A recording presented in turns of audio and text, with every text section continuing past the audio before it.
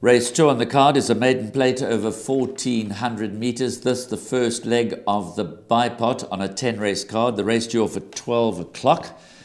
And once again, we welcome a Sean Tarry runner into the province. Number 3, Successful Ruler, to be ridden by Keegan de Mello, drawn in gate 3. Now, Sean had a couple of runners on Monday which didn't fare too well. He did have a winner at Hollywood Bets Gravel on Sunday with Dubawi Princess.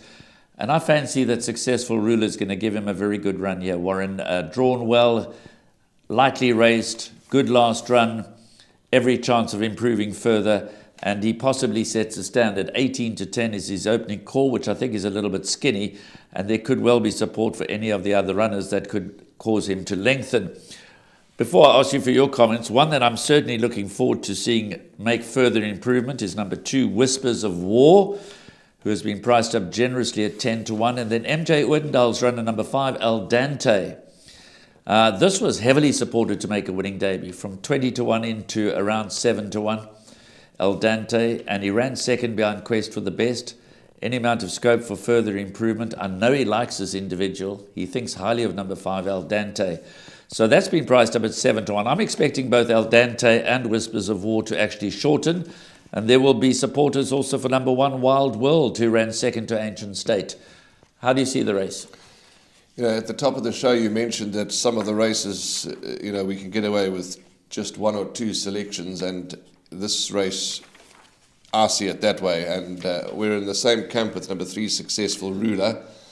But German Maharaj and his tipping, and in a couple of the other publications, I see haven't included my other horse, which is number 11, Don't Touch Me. I know that he's got a deep draw to overcome. Tabiza Gomede rides him again. And it was a very good run last time, which was his stable debut, finishing second. He just simply had no answer for the winner on that occasion. And I think he's going to run another forward race, and another cracking good effort is expected.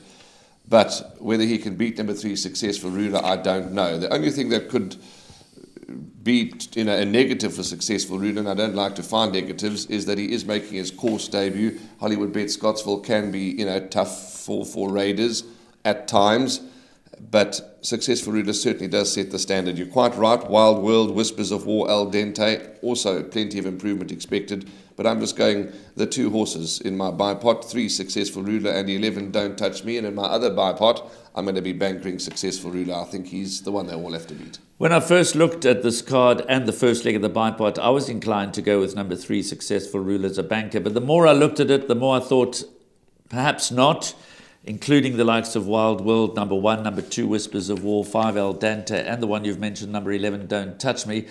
Those need consideration. So I'm going to go a little wider in the first leg of the bipod. I have identified 3 other bipod bankers, so I'm not going to bank a number 3, Successful Ruler, in the first leg. I'm going a little bit wider than that.